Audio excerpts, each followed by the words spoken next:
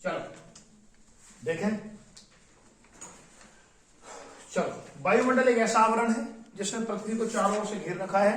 कुल मिलाकर वायु की 5 परतें हैं। 5 परतें क्यों हैं? क्योंकि वायु भी अलग अलग ग्रुप में बटी हुई है, अलग अलग समूह में बटी हुई है। ठीक है, तो सबसे पहला जो ग्रुप आता है, सबसे पहला जो समूह आता है उसको बोला जाता है क्षोभ मंडल। क्या? क्षोभ मंडल, क्षोभ मंडल। ठीक है, इंग्लिश में इसको कहेंगे ट्रोपोस्फेयर। क्या कहेंगे? ट्रोपोस्फेयर। क्या कहेंगे इंग्लिश में? ट्रोपोस्फेयर। ठीक है, इस मंडल की अपनी एक विशेषता है, इस समूह की अपनी एक विशेषता है, जिसके कारण इसको हमने सेपरेट देखा। मैंने जैसे पहले बता चुका हूं कि जो मंडल है, जो समूह है, ये बहुत सारी गैसों से मिक्स है, लेकिन अलग अलग परतें इस समूह की हैं, इसलिए हम इसको सेपरेट एक एक करके पढ़ेंगे। ठीक है, क्षोभ मंडल। सबसे पहले आप देखेंगे क्षोभ मंडल सब वायुमंडल की सबसे निचली सतह,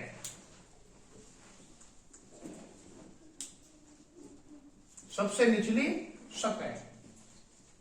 जैसे मैंने आपको बताया था 5 सतह हैं, 5 परतें हैं, तो 5 परतों में जो पहले नंबर की है उसको कहा जाता है क्षोभ मंडल। क्या कहा जाता है? क्षोभ मंडल। ये इंग्लिश में कहेंगे ट्रोपोस्फेयर। ठीक है, ट्रोपोस्फेयर। इस परत का नाम ट्रोपोस्फेयर एक टीजरैंड डी बोल्ट ने दिया था। इसका नाम किसने दिया था? टीजरैंड डी बोल्ट।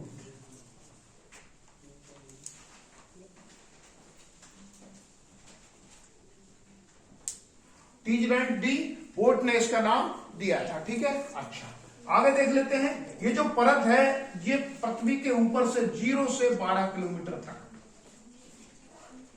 12 किलोमीटर की ऊंचाई तक है। कहां तक है? 12 किलोमीटर की ऊंचाई तक ये परत है। शून्य से, जहां से हमारा लेयर पृथ्वी की सतह है, सतह से लेकर के 12 किलोमीटर की ऊंचाई तक ये परत है। ठीक है, एवं एवरेज 12 किलोमीटर है। अगर हम देखें तो कहीं पर ये 8 किलोमीटर है, कहीं पर 15 किलोमीटर। ठीक है, ये किसने बोला है? ये बोला है नासा ने। नासा के अनुसार ये जो परत है वायुमंडल की, क्षोभ मंडल जिसको हमने नाम दिया है, ये 0 से लेकर के 12 किलोमीटर एक औसत इसकी ऊंचाई है। कहीं ये 8 किलोमीटर भी है, कहीं 15 किलोमीटर भी है। अलग अलग इसकी थोड़ी सी ऊंचाई देखी जाती है। वो क्यों देखी जाती है? 12 और 15 में क्यों बोल रहा हूं? क्योंकि जब ग्रीष्म ऋतु आती है, क्या आती है? ग्रीष्म ऋतु में, ग्रीष्म ऋतु या ग्रीष्म काल, गर्मी में इसकी हाइट बढ़ जाती है। ठीक है, क्यों बढ़ जाती है? क्योंकि हमने एक सिद्धांत पढ़ा है कि हवाएं गर्म होने के बाद ऊपर आती है। ठीक है, हवाएं गर्म होने के बाद ऊपर, तो गर्मी में इसकी ऊंचाई बढ़ जाती है और मैक्सिमम लेवल जो होता है 15 किलोमीटर का, वहां तक पहुंच जाती है। वहीं सर्दी में हवाएं नीचे आती हैं, सर्दी में हवाएं नीचे आती हैं और यहां पर 8 किलोमीटर के पास रुक जाती हैं। समझ रहे हैं? तो इसलिए ऑन एवरेज इसका 12 किलोमीटर इसकी ऊंचाई। क्लियर है? नासा के अनुसार इसकी 8 से 15 है, जो बिल्कुल सही है। इसको गर्मियों में इसकी ऊंचाई बढ़ जाती है तो 15 किलोमीटर तक पहुंच जाती है और सर्दियों में इसकी ऊंचाई घट जाती है। क्लियर है यहां तक? चलो आगे देखते हैं। तो हम इसमें लिख सकते हैं कि क्षोभ मंडल की ऊंचाई गर्मियों में बढ़ जाती है। किसमें?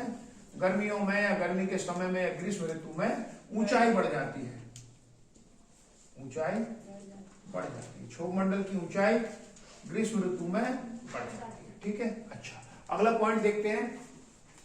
क्षोभ मंडल में जैसे ही हम ऊपर जाते हैं तापमान में कमी आनी शुरू हो जाती है। ऊपर जाने पर, ऊंचाई पर, और वो कमी है प्रति 1 किलोमीटर की ऊंचाई पर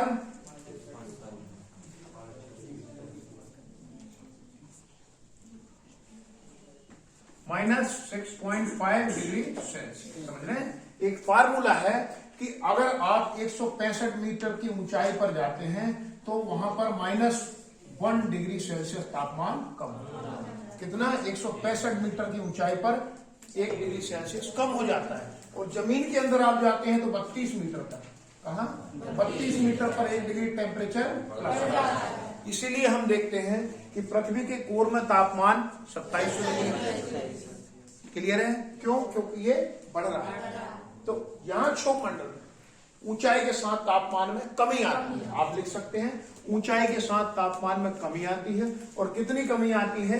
तो 1 किलोमीटर की ऊंचाई पर सीधा 6.5 डिग्री तापमान कम हो जाता है।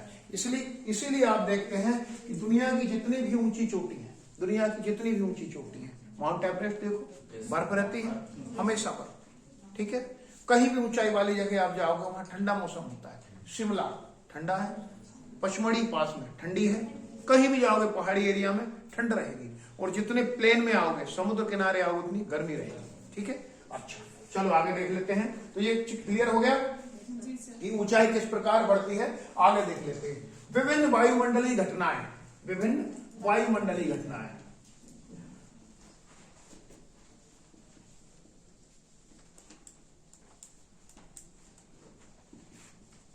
क्षोभ मंडल में होती हैं।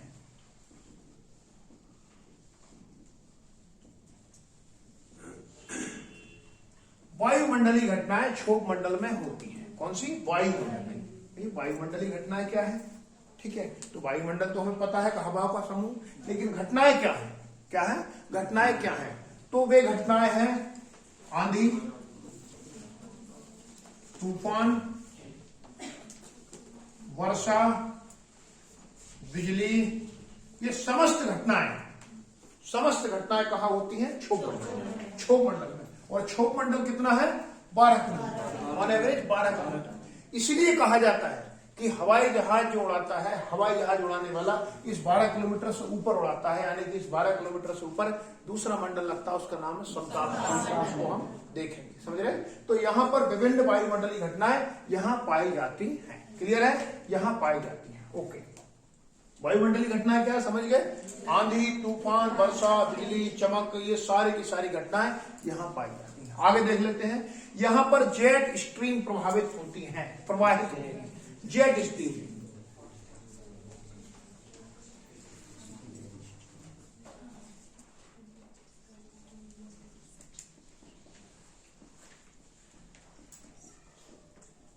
क्षोभ मंडल में जेट स्ट्रीम प्रवाहित होती है। क्षोभ मंडल में जेट स्ट्रीम प्रवाहित होती है। जेट स्ट्रीम क्या होती है थोड़ा सा हम देखेंगे। जेट स्ट्रीम, ठीक है, तो देख लेते हैं। एक शब्द आपने सुना होगा, एरोप्लेन सुना है, और एक सुना होगा फाइटर जेट। जेट क्या होता है? जेट शब्द से ही पता चल रहा है, कुछ तेज गति से चलने वाला है ना। एरोप्लेन अगर 300-400 किलोमीटर प्रति घंटे की स्पीड से, गति से बढ़ता है, तो जेट जो होता है, फाइटर जेट होता है 1200, 1500, 2000 किलोमीटर पर आवर की स्पीड से बढ़ता है, समझ रहे? जेट। तो ये क्या है? जेट। और स्ट्रीम का मतलब क्या होता है? स्ट्रीम का मतलब धाराएं, हाँ, हवा। स्ट्रीम का मतलब क्या होता है? स्ट्रीम, हाँ, एक इंग्लिश शब्द, इंग्लिश वाला कोई है? हाँ, क्या है भाई? हाँ, धारा। वायु की तेज गति से चलने वाली धाराएं को कहा जाता है जेट स्ट्रीम। ये जेट स्ट्रीम क्या है, इसके पीछे हम थोड़ा सा इसका बैकग्राउंड देखेंगे। जब सेकंड वर्ल्ड वॉर चल रहा था, क्या चल रहा था? Second world war. तो सेकंड वर्ल्ड वॉर में आप देखोगे यहाँ ये देश है, पूर्व में जापान और पश्चिम में है अमेरिका। अमेरिका से इनके फाइटर जेट्स आते थे जापान में बमबारी करने, तो ठीक आ जाते थे। बम गिरा के जब वो लौट रहे होते थे तो उन्हें बहुत ज्यादा ताकत लगानी पड़ती थी। तब उन्होंने साइंटिस्टों ने रिसर्च किया, तब उन्हें एहसास हुआ कि वायुमंडल में ऊंचाई पर, ठीक है, 5-6 किलोमीटर की ऊंचाई पर कुछ विशेष प्रकार की तेज गति से चलने वाली हवाएं पाई जाती हैं, और उन हवाओं को कहा जाता है जेट स्ट्रीम। और ये जेट स्ट्रीम हमारे वायुमंडल को, हमारे जो बरसात है, जो ऋतुएं हैं, उसको बहुत अच्छे ढंग से प्रवाहित करती हैं। काफी उसमें ये उसको प्रभावित करती है, ठीक है। तो जेट स्ट्रीम क्या है? पूर्व से चलने वाली, पश्चिम से पूर्व की ओर चलने वाली तेज गति से चलने वाली हवाओं को जेट स्ट्रीम कहते हैं। इनका एक दायरा होता है, इसका सेपरेट चैप्टर है, हम जेट स्ट्रीम को देखेंगे, है ना। फिलहाल आप इतना मान लें कि जेट स्ट्रीम का मतलब है तेज गति से चलने वाली हवाएं, जो कि ऊंचाई पर रहती है, 4 से 5 किलोमीटर की ऊंचाई पर रहती है, ठीक है। अगला, क्षोभ मंडल में संवहनी धाराएं पाई जाती हैं। संवहनी धाराएं,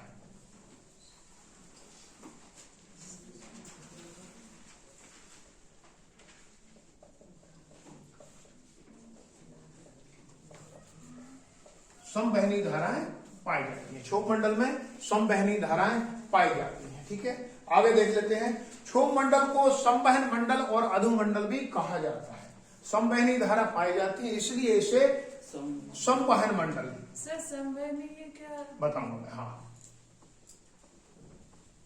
या अधुमंडल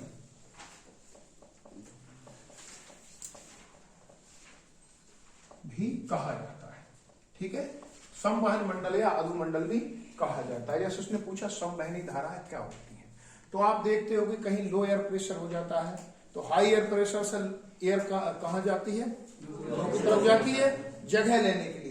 तो एटमॉस्फेयर में जैसे ही कुछ कण होते हैं वो गर्म होते हैं और वो उठ जाते हैं उसकी जगह, दूसरी जो कण होते हैं वो उसकी तरफ जाते हैं। ठीक है, इसको बोला जाता है संवहनी धारा।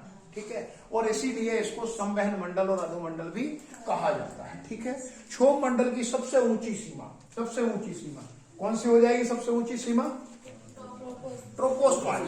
कहा कौन सी होगी? कौन सी मतलब कितनी ऊंचाई पर होगी? तो 12। तो सबसे ऊंची सीमा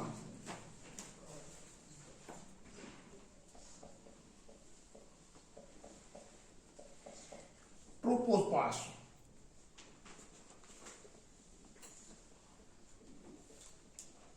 ट्रोपोस्फायर भी कहा जाता है। क्या कहा जाता है? ट्रोपोस्फायर कहा जाता है, कहा जाता है। ध्यान देना, क्षोभ मंडल की सबसे ऊंची सीमा को ट्रोपोस्फायर कहा जाता है। सबसे ऊंची सीमा कौन सी? 12 किलोमीटर वाली। जो 12 किलोमीटर वाली बॉर्डर है इसको ट्रोपोस्फायर कहते हैं। ट्रोपोस्फेयर की सबसे ऊंची सीमा को ट्रोपोस्फायर कहते हैं। ट्रोपोस्फेयर क्यों बोल रहा हूं मैं? क्योंकि क्षोभ मंडल को ट्रोपोस्फेयर कहा जाता है। क्लियर है यहां तक? एक बार फिर शॉर्ट रिवीजन लेते हैं, फिर आगे बढ़ते हैं। क्षोभ मंडल वायुमंडल की, जैसे मैंने आपको बताया, समस्त है। एक वायुमंडल क्या है? वायु का वह आवरण जिसने पृथ्वी को चारों ओर से आवरण है, लेकिन ये बहुत सारी परतों में बटा है। मुख्यतः इसमें 5 परतें हैं। कितनी है? 5 परतों में सबसे पहली परत आती है क्षोभ मंडल। क्षोभ मंडल वायुमंडल की सबसे निचली सतह को कहा जाता है। टीजडेन डी बोर्ड ने इसका नाम दिया था। किसने दिया था? टीजडेन डी बोर्ड ने इसका नाम दिया था। इसकी ऊंचाई सतह से 12 किलोमीटर तक पाई जाती है, जो औसत ऊंचाई है। नासा के अनुसार 8 से 15 किलोमीटर की इसकी ऊंचाई पाई जाती है। 8 से 15 नासा ने क्यों बोला है? क्योंकि हम देखते हैं ग्रीष्म काल में ये इसकी क्षोभ मंडल की ऊंचाई बढ़ जाती है।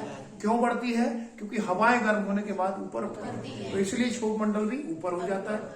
वहीं ठंड के टाइम में आप देखते हो बादल बिल्कुल नीचे आ जाते हैं। कोहरा पड़ता है ठंड में, क्या है कोहरा? वही तो है बादल।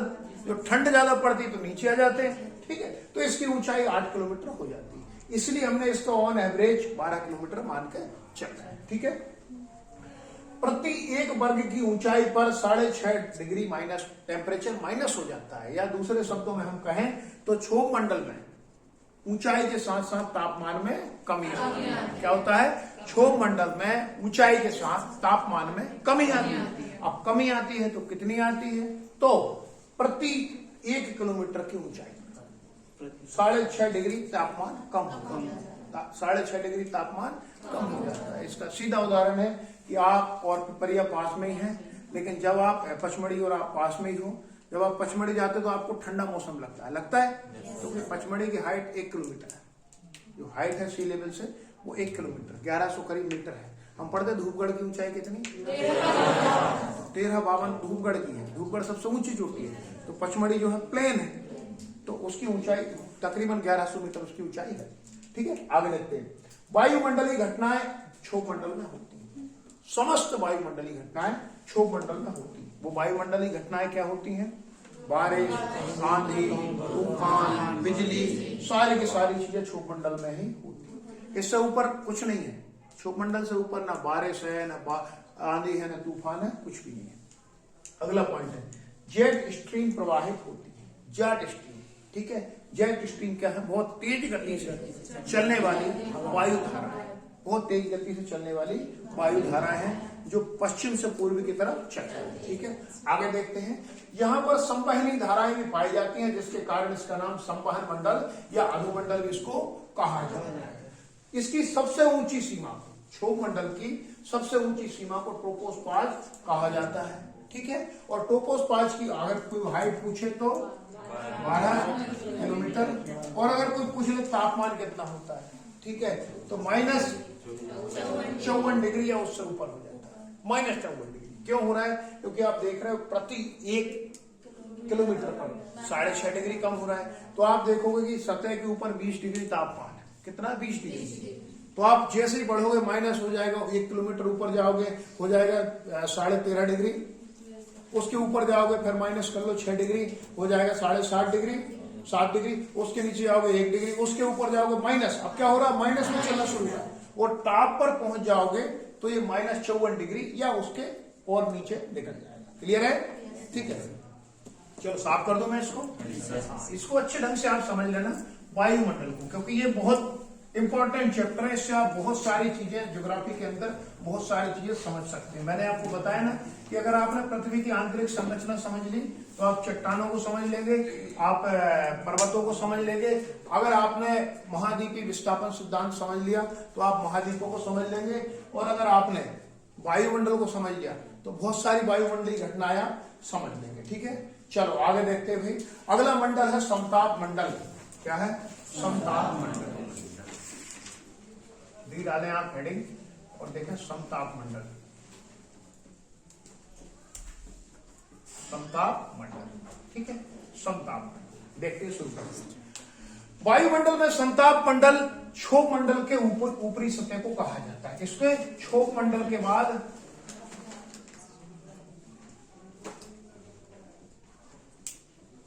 क्षोभ मंडल के बाद दूसरे नंबर की सतह को समताप मंडल कहा जाता है। क्लियर है?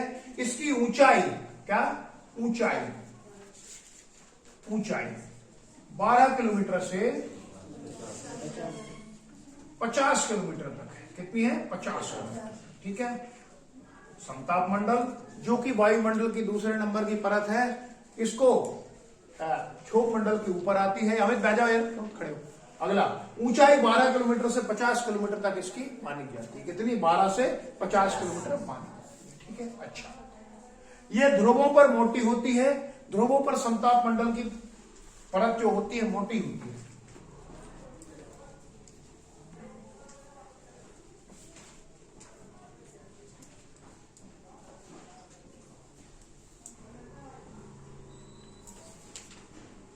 ध्रुवों पर समताप मंडल की मोटाई अधिक होती है, बीच में पतली होती है। क्या होती है?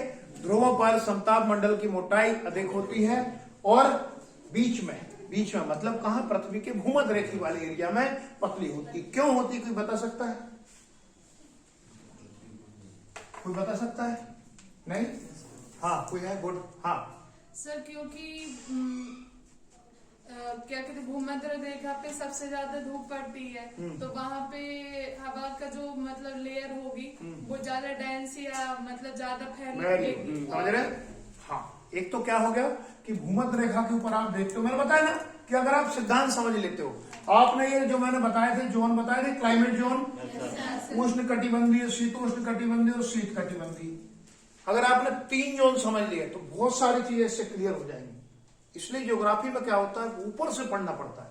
और ज्योग्राफी नहीं, हर एक सब्जेक्ट में ऊपर से पढ़ना पड़ता है।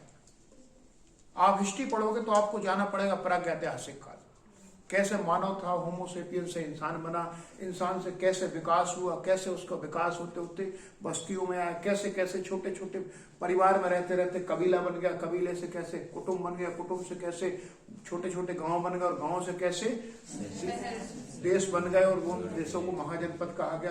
कालांतर में वही महाजनपदों को किसी एक वंश ने आकर के इकट्ठा कर दिया। धीरे धीरे औरंगजेब जैसा शासक आया, पूरे भारत को एक कर दिया। तो बेस से समझोगे तो आसान होगा। पॉलिटी में आप देखोगे, आप उठा के सीधे आर्टिकल्स पढ़ने शुरू कर देते हैं, मतलब जो पढ़ाने वाले हैं, तो क्या होता है, आपको कॉन्सेप्ट ही नहीं पता यार ये आर्टिकल्स आए कहां से। तो पॉलिटी में पढ़ने के लिए आपको संवैधानिक विकास पढ़ना पड़ेगा। क्या पढ़ना पड़ेगा? पर्दे खोल लाडली, संवैधानिक विकास पढ़ना पड़ेगा। ठीक है, किसका संवैधानिक विकास? भारत का जो संवैधानिक विकास। तो उसके लिए आपको देखना पड़ेगा 1773 का रेगुलेटिंग एक्ट, वहां से भारत का संवैधानिक विकास शुरू हो जाता है। कॉन्स्टिट्यूशन का निर्माण वहां से शुरू हो जाता है। ठीक है, तो ये सारी चीजें